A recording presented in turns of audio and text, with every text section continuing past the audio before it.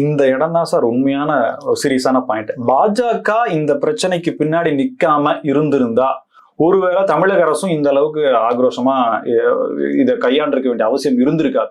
பாஜக மத பிரச்சனையாக இந்துக்கள் பிரச்சனையாக மாற்றுகிறது. நான் என்ன சொல்றேன், முருகன் என்பது இந்துக்களின் கடவுளா தமிழர்களின் கடவுளா? நீ அதெல்லாம் வேணாம். தமிழர்கள் இந்துக்கள் இல்லையா? முதல்ல இந்த கேள்வி.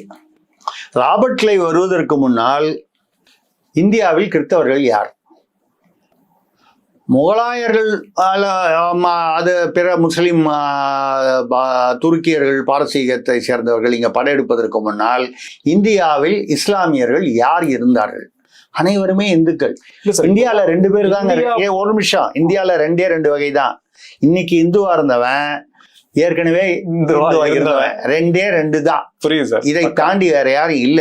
நான் அந்த அந்த அந்த மதம் மாறியவர்களை அவர்களுடைய நம்பிக்கை மதிக்கிறோம். நம்ம அவங்க என்ன காரணத்துக்காக மதம் ரைட், அதை விட்டுருவோம்.